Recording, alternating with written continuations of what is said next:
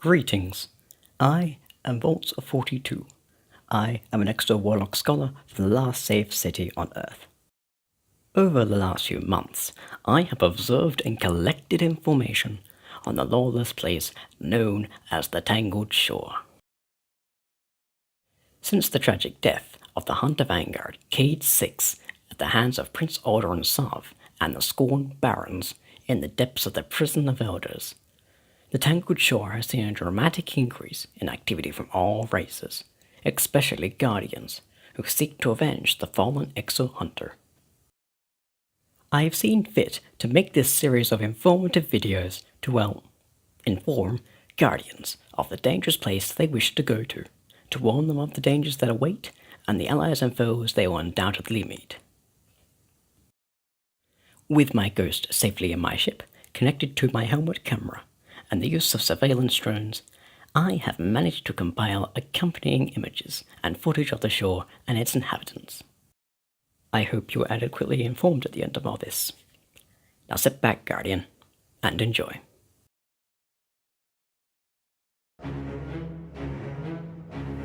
Now to begin. What is at the Tangled Shore? Why is it important? To quote from C.C. Lagrange's translations of Writings and Observations from the Tangled Shore, a fallen text, the excerpt reads as this. Don't fool yourself.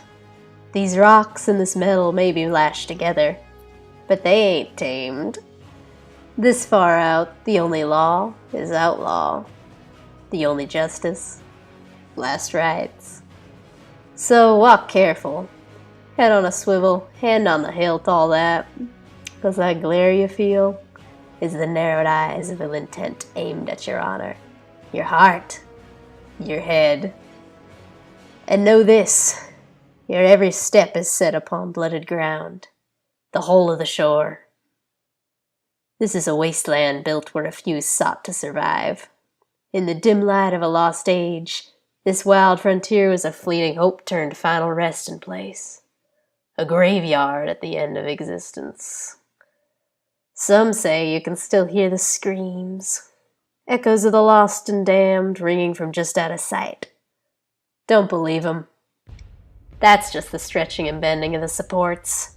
Old metal moaning in the celestial breeze, the grinding of scrap and stone, calling out, giving warning. These tethered lands be not safe. This twisted reef be not kind.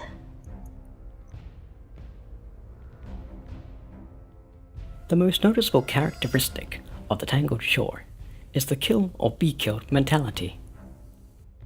That there is no room for governing bodies or social classes. That it is a wasteland where everyone must survive by any means necessary. You've probably read or watched the pre-Golden Age post-apocalyptic stories.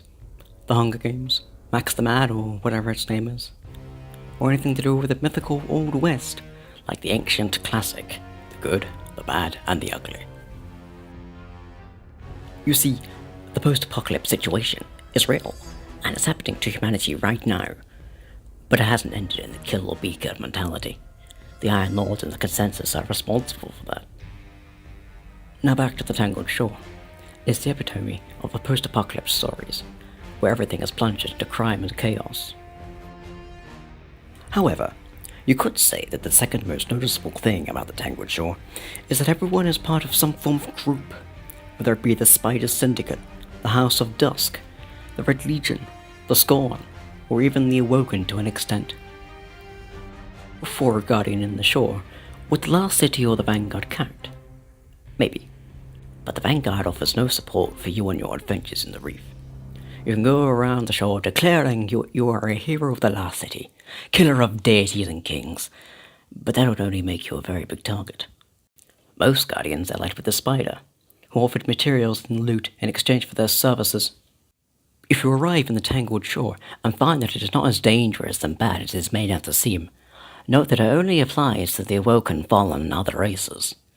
Guardians, having the privilege of not dying permanently, can stroll around the shore like it's no different from any other place in the system.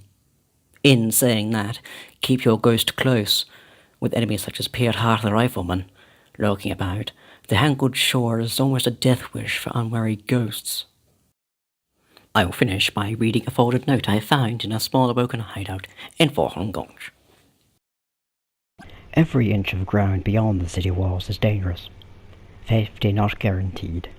And all the inches across the every world in this dead and dying system, none are harder than every single inch of the Tangled Shore. It is not simply untamed space. It's worse. It's outlawed territory, where the worst of a bad lot come to find their fortune, ply their trade, or run from their sins. No one who has ever walked the shore's broken stone has come back clean. Out here you've got to break the rules just to get by. Oh, your moral compass? You better hope it's on the fritz, 'cause doing the right thing won't get you killed, unless you're strong enough to do it the wrong way. So walk tall. The locals can sense the meek. Stand firm, backing down where we see you trampled. And aim true. Each miss could be your last. Otherwise, go home. The shore ain't no place for heroes, anyway.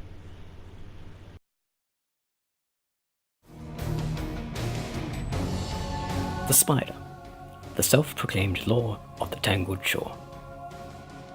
No one knows when he arrived, or how he even managed to build up a successful network of fallen and unfallen associates. But everyone can agree that his business has given him an infamous but admirable reputation. He is essentially a crime boss, a kingpin.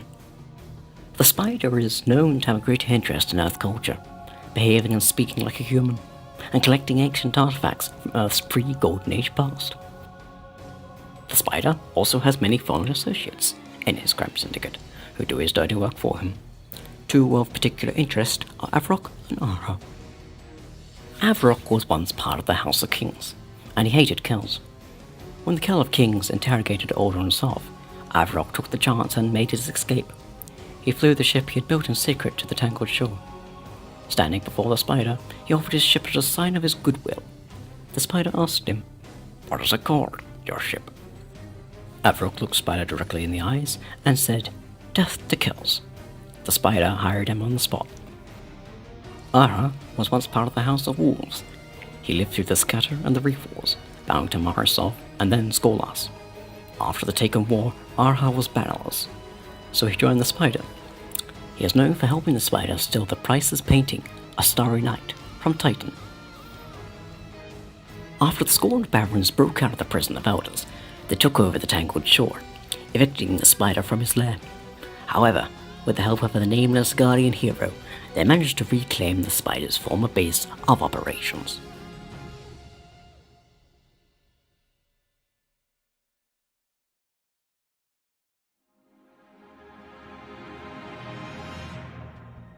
Racers from all over the system come to the Tangled Shore for various reasons. A fragment of the Red Legion splintered off and ended up on the shore. They have since claimed areas such as Trapper's Cave and Sark's Cut. As for the Fallen, many dregs and vandals left their houses prior to the formation of the House of Dusk to go join the Spider, usually out of hatred for their kills, or the promises of free-flowing ether the Spider gave in exchange for their services. The House of Dusk also have a presence in the Tangled Shore, in places such as Thieves' Landing and Hong Gulch. Since the creation of the SCORN, the House of Dusk has been in a civil war against them due to their greatly opposing philosophies and beliefs. A Hive warship crashed into the Tangled Shore at an unknown date, forming the area now known as the Jetsam of Saturn. Led by the broodmother In and Nan, the Hive have created tunnels that stretch far below the shore. Their physical appearance suggests that they are Savathorn's Hive, and they have a large connection to Hyrax the Mindbender, due to In and Nan being his consort, and many of the Hive being manipulated to follow the scorned Baron.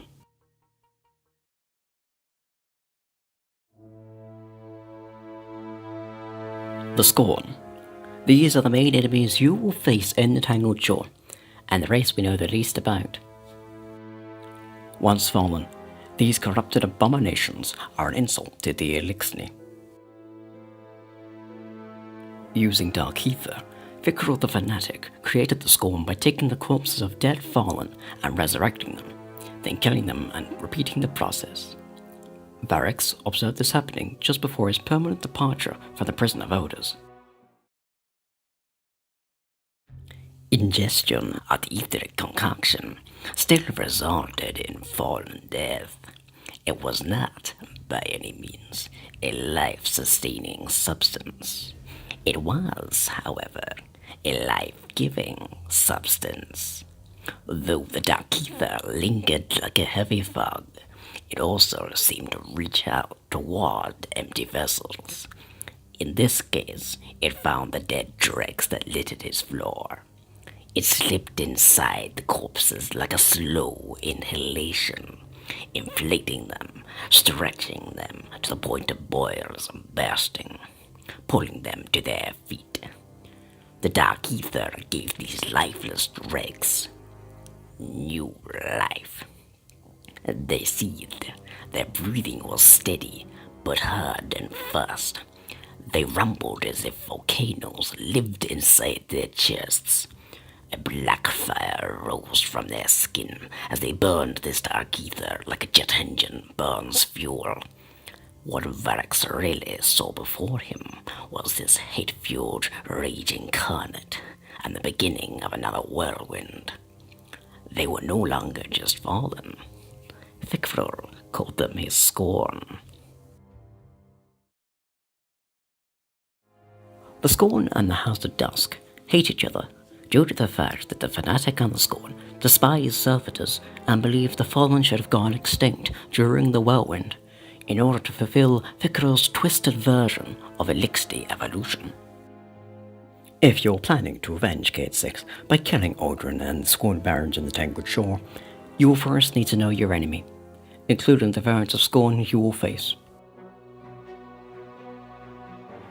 First of all, we have the Stalker. 2 arms, starved appearance. These undead dregs have died and been resurrected countless times. They will attack you on sight with their SCORN repeater pistols and maces. Variants of Stalkers include Enforcers, who are part of the Riders' Pike Gang, and Lurkers, who carry round shields to protect themselves. Next, we have the Raider. 4 arms like a Vandal, Raiders are ranged infantry who carry SCORN rifles, which fire void saw blades, and crossbows, which act as snipers. They also have what is called a smoke dash, which allows them to vanish from sight. Ravagers. Headless Fallen, covered in chains and fire. These mindless units carry fiery sensors which they swing around.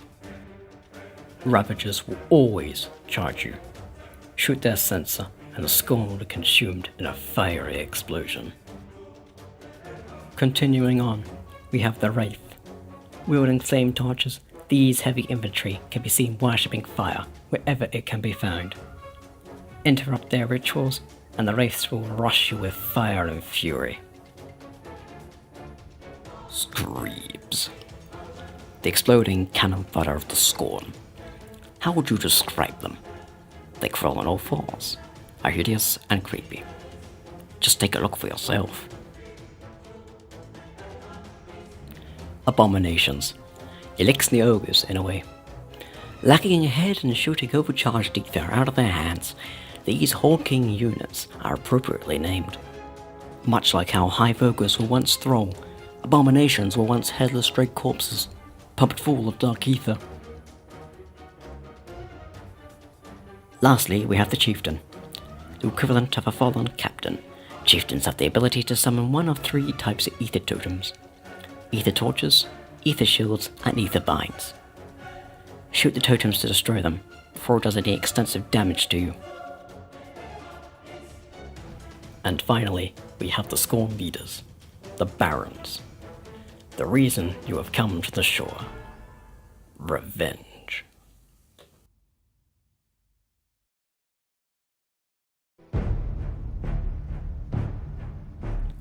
Eight dregs in exile, scorned and forsaken. Together they grew in strength and power, following the beliefs of their dreg brother, who once was and is again an Archon. They believed that servitors should not be worshipped, that their lives should not be dependent on the machines they created long ago. After the Taken War ravaged the reef and the rest of the system, the Barons made things worse by terrorizing the Awoken and the Fallen that resided there, leading to the reef becoming a lawless place. This is presumably what led to the rise of the infamous Tangled Shore. After the Red War, Cade Six and Petrovenge led a team of the Hunter's best guardians against the Barons, capturing and imprisoning the original 7, with only Fickrell the Archon escaping, mortally wounded. Crying out for help, his plea was heard by Aldrin himself, who had been corrupted by darkness. Aldrin wished to save Fickrell, and the darkness in the Awoken Prince mingled with the ether escaping from Fickrell, creating dark ether and the first of the SCORN. This also set in motion a series of events which led to the death of Cade Six and are still going on to this day in the Tangled Shore as the fanatic somehow continues to resurrect the Barons.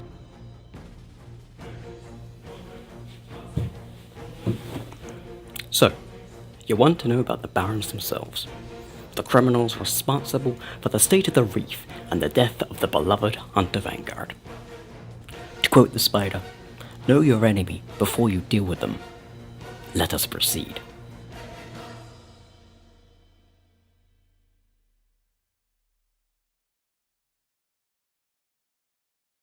Yavix, a.k.a. the Rider, leader of a bombastic gang of pike-riding heathens.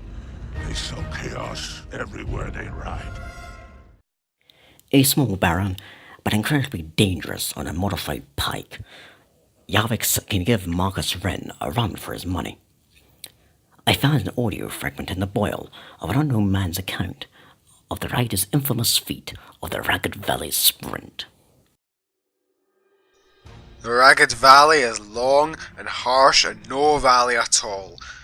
Not by traditional definition. Its hollow length runs between a series of lashed asteroids on the shore's far western edge. They call it a valley to be poetic, but in truth it is simply the chaotic space between massive rocks that scrap and smash into each other in a violent dance. The distances from mass to mass ebb and flow without warning, a constant, deadly repositioning of the landscape. That ever-changing hollow is the valley. Only the mad and desperate would dare run its length, with one exception. Yavix, the Rider. The reason she made the run changes with the telling. You know she is neither mad nor desperate, what with her skills on a pike and killer determination. But the run itself is a legend as awe-inspiring as any Guardian's, save for the fact Yavix is a wicked beast and better off dead. The story goes, she was running ether, or making off with lost Golden Age tech. Some say Clovis Bray science, others tell it was drivers from a forgotten war mind. Or maybe she'd just dropped a Guardian and was running full throttle from her fire team set on revenge, a common theme this far out. Or was it pride? Did a captain or a Kell or an Archon challenge her ability to raid? Did Vic rule? After all, their relationship is complicated. None of that matters. Not to me. Each version of the start is as interesting as the next. But the run itself, her raid through the gnashing jaws of death? Most Guardians who have heard it dismiss it. Don't want to give credit to one so infamous. The scorned Baron with the blood on her hands, the loot in tow and her burners set to top speed. But she deserves it. Don't believe me? Ask Marcus Wren.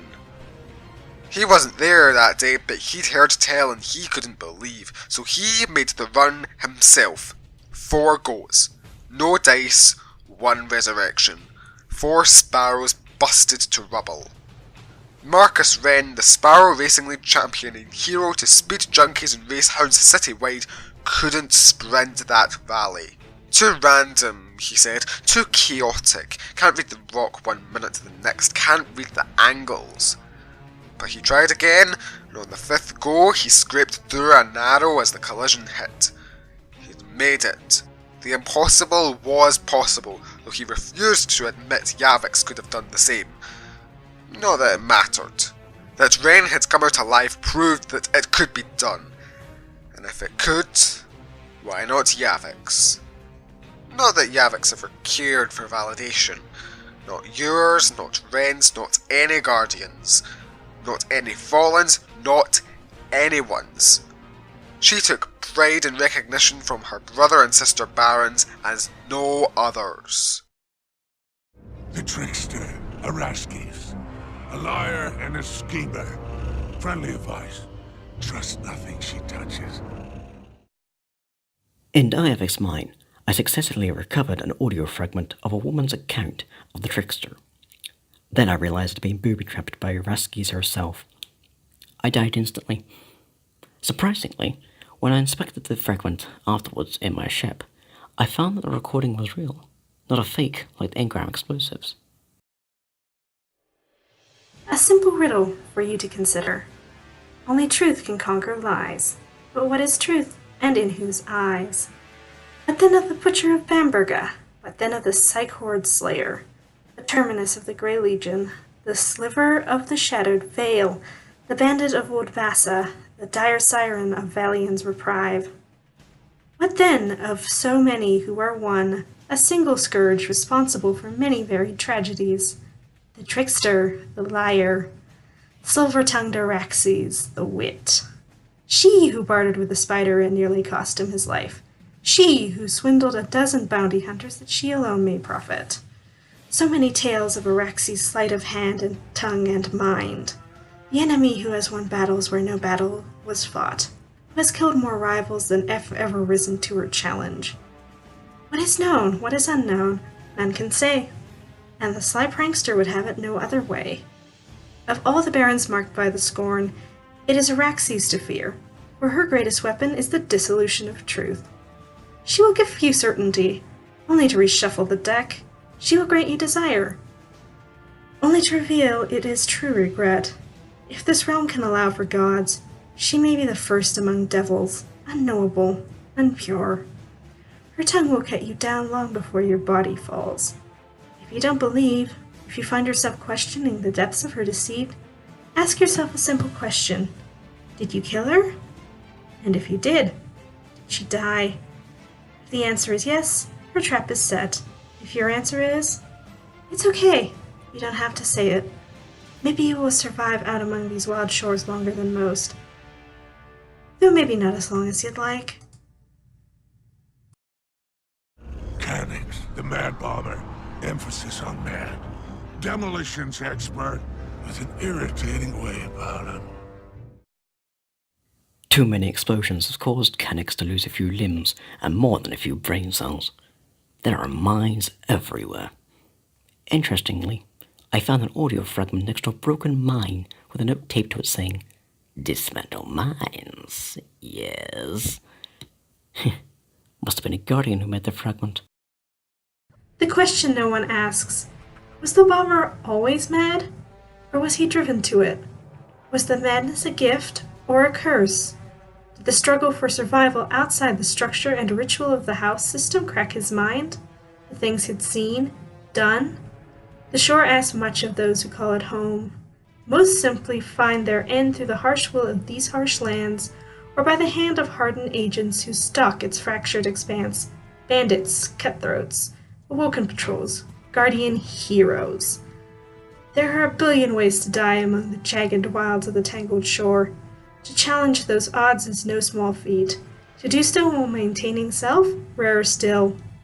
However, isn't it also possible the bomber was this all along? Mad, deranged, eager to inflict destruction, lustful for chaos and death to follow.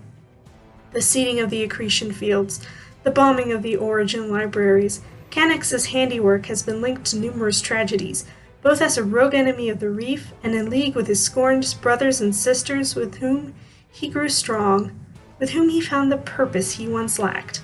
These points, an examination on the birth of madness, I raise to address a lingering concern. Seek the awoken libraries, speak to cryptarchs with knowledge of the reef, the shore, scour the record of the bomber's deeds. Feel the pain of those who suffer the fire of his devastation. Remember the fields, weep at the unimaginable loss when the libraries fell.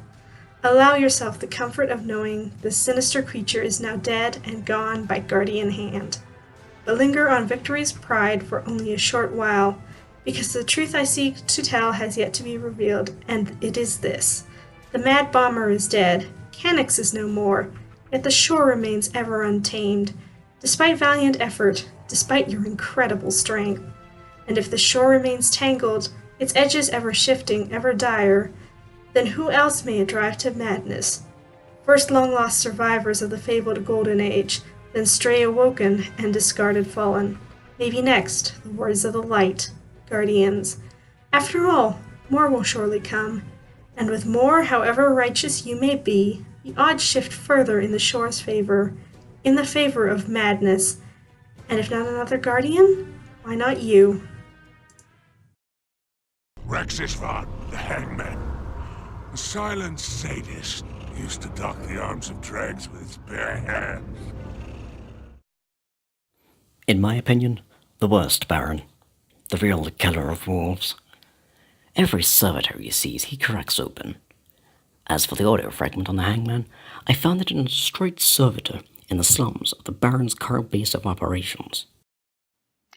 It was Rexus Vaughn who saw to the final days of the House of Wolves. With cold hatred he hunted and slaughtered their servitors until none remained, and thus a rabid house did fall. But Rexus Vaughn's rage was not sated, as the wolves alone were not the architects of his fury. All fallen who clung to the ritual of house politics were his enemy, total and complete. It is told that he was starved as a young dreg. He watched in agony as others grew strong while he and his closest brothers and sisters were kept low. They were unworthy, pathetic, unwanted. But Rexus was ever aware. He saw the lie of the Archon's worship, how servitors were revered upon a pedestal of godhood as a means to control the masses. Maybe there was a time when the fallen theology was one with greater concerns. No more. The houses fractured, at war with one another. Old graces long since neglected in favor of a more desperate purpose. Survival. While cast low, Rexus found strength in his growing hatred. Only when he found common disdain among those twisted outcasts who would call themselves scorned, who wore their hated derision as a badge of honor, did Rexus also find an outlet for his anger. His new brothers and sisters saw great value in his unchecked aggression. They were all a bit mad in their own right, all a bit twisted.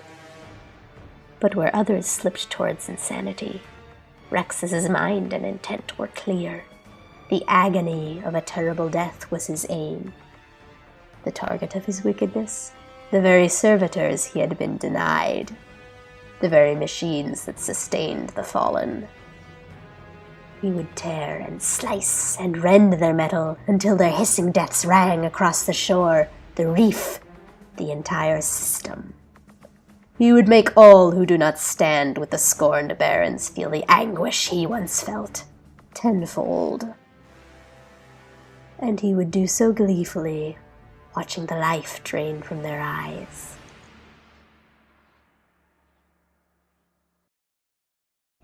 Hyrax, the mind bender, has a rap for manipulation, has a morbid obsession with the hive. The intelligent Hyrax is so obsessed with the hive, they took the brood mother Ira-Nan as his consort, and has his own army of mind-bent hive. From the same man who recorded the account from the writer, I found another fragment dedicated to the mind-bender in a crashed hive ship in the jetsam of Saturn. A dreg fell, left to die, a forgotten pirate set on a path towards salvation. His crew had raided the moon looking for ether. They found only death. Then he was alone. Hyrax the small, Hyrax the timid, the weak, was lost to the depths of the hellmouth, a solitary scavenger down among the hollows where dead things dwell. How he survived is a story untold, an impossible tale known only to Herax himself, and that secret is his strength. For poor, weak, pathetic Herax came out of that hell as something other. Still fallen, still alone, but changed by all he'd seen and learned. His mind opened, set adrift through the wonders of all the nightmares he had never imagined. Some say he spent his time hidden in the shadows of that cruel land, scouring the mysteries of the world's grave.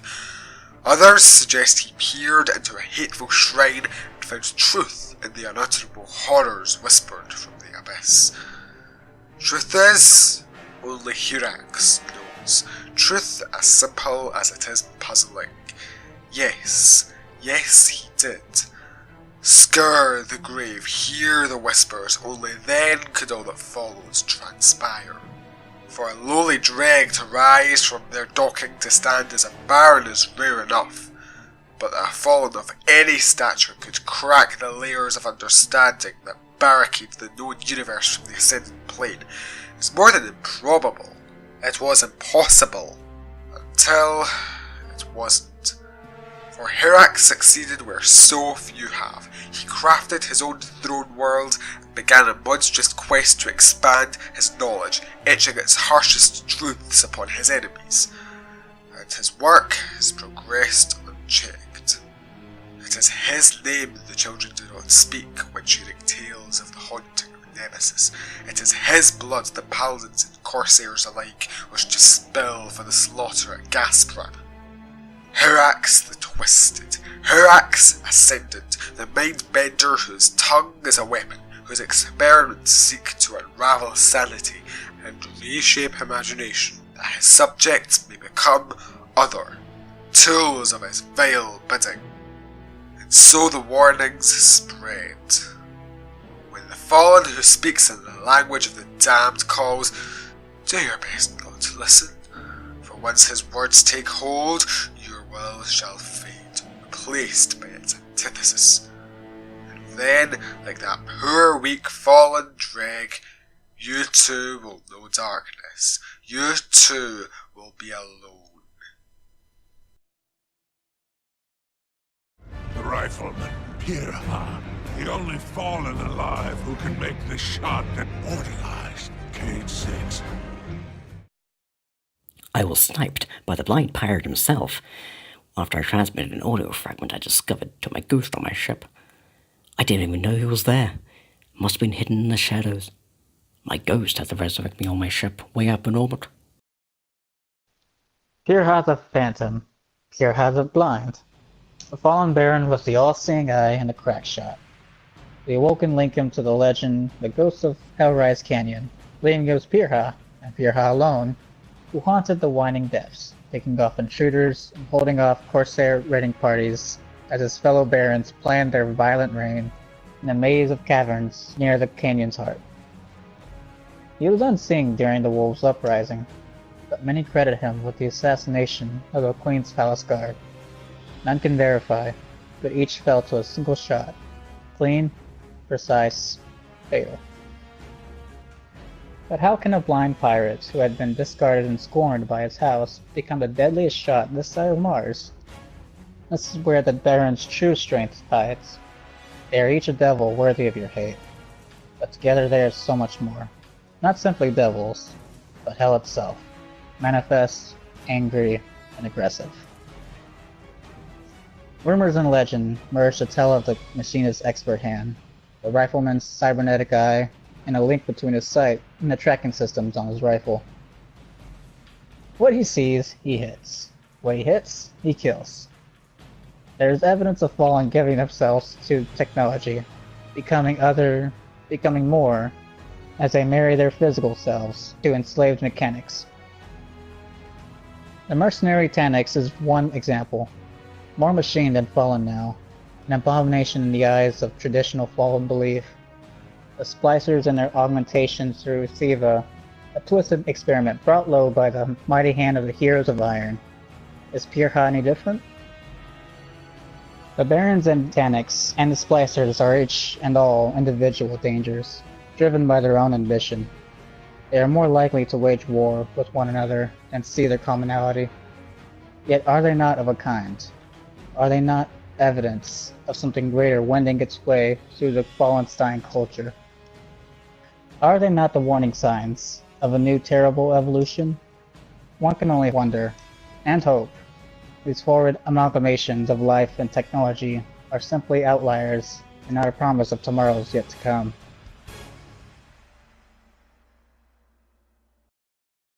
Lycris, the machinist, scourge of soulless descent. This one sits atop a trove of tech, heavy armament stolen from me. Lycris is a hoarder, and a good one at that. I took and transmitted an audio fragment that had been buried in her hoard, but she found me as I tried to escape. Luckily, I transmitted out of there just as she sent a bombardment of missiles towards me. I am never stealing from her again.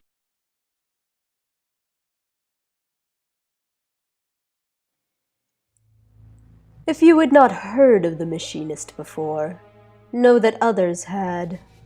While her crimes may not live in infamy in the hearts of city dwellers, the reef and its awoken know all too well her long reign of terror. Lycris the Bandit, they call her. Lycris the Scourge. The scorned machinist, tinker lord of a houseless crew. But should those names be new to your ears, there are others you trust who have felt the pain of her vile campaign. Ask your Arak of the machinist's deeds. Ask him about the siege of Iran, the hijacked ship, its stolen contents, and its guardian protectors lost or captured at the hands of the scorned. Speak to your vanguard of the Solace descent, more guardians felled and an armory stripped of its cash. The lowly dreg who challenged tradition only to be cast aside. The lowly dreg who found her own strength in a troubling bond with forsaken kin. She grew strong as an outcast, grew mean, then found her purpose with the guidance of a preacher of sorts and a new, more driven crew. Now then, the questions you must ask yourself. Had you known of the Baron's deeds? Had you heard tell of the machinist's crimes? Could you have changed the path tread from there to here? From yesterday to today? Better yet, your vanguard, your factions, your friends and allies. What all have they kept from you? If they spoke not of the scorned barons, if they issued no warning, is it because they simply did not see the full scale of the danger? Were they too distracted by wars within wars and interests of their own to issue the guidance needed for you to see the shore for the threat it has always been? Perhaps given guidance that may well have saved countless lives. Or at least one life in particular. The fanatic himself, Fikrul, the leader of the Barons and the first of the Scorn. His dark magic has no place on my shore. No place. Dark ether. Lots and lots of dark ether. I found no audio fragments relating to the fanatic, so I made one myself. I discovered that he'd originally allied with Varix the Loyal, but betrayed him and stole Calix Prime. Fikrul was an Archon. Then Fikrul took a fall. Beaten, docked, and banished for heresies against the Elixir faith. He should have died, alone and starved of precious ether. He did not. Instead, he found kin in the form of 7 scorned. With them, he found purpose and power. As their legends grew, he found believers in new truth. His banishment was not penance, it was reward for his convictions, for his courage. Fikrul, the crazed fanatic, Fikrul, the heretic Archon, who spoke against the very faith he once held dear. Scorned and forgotten, but only for so long. Fikrul was a dreg. Before his banishment, before his clarity of purpose, Fikrul was a celebrated leader of fallen faith and a savior to those who embraced his teaching. Archons had long been elevated in fallen society, but their stature grew, and their role shifted following the whirlwind. as desperation took hold and the last of the fallen raced across the stars in search of salvation, their dependence on machines evolved into a deep-rooted need. Their weapons to fight, their ships to fly, and their servitors to survive. That need became worship. That worship became faith. And the Archons, those who oversaw the care and consecration of the servitors, were looked upon to provide hope through their words, teachings, and their interpretations of the machine's wants, needs, desires. But Fickrell saw another path, one that would later be mimicked and twisted by the techno-deviant slicers in the plague lands of Earth, while he and his explored their own darker interpretations of faith. Fickrell is a fanatic, scorned and abandoned. Fickrell is all who strive to regain strength of self and purpose. He is a survivor. He is the outcast priest of the broken plains. His sermon is death and all the glory that follows. In Fickrell's eyes, and those of the outcasts who rallied to his philosophies, machines were not superior. They were not gods. They were tools. Instruments to be mastered and controlled and manipulated in service of elixir pride. None should grovel for ether. None should have their honor bound to the whims of manufactured deities. But the evolution of Fickrell's faith did not end there. If the machines, the very things that regulated the whole of their existence, were tools, why not life itself? Why not death? There are many tales of the time between Fickrell's fall and his rise again as spiritual leader of the scorned barons. His struggle to find strength as a battered dreg, his journeys across the system to challenge his faith, his joining with the other outcasts who were scorned, and his eventual union with his father. The only thing that matters, however, when confronting the dangers of Fickrell, is this. He is a creature of faith. His faith is the antithesis of all who stand in the light. That faith has raised an army. The army will baptize all who challenge its purpose, an unending sea of death. They will never stop. They will never give in. Because they know they are right. And everything you stand for is wrong.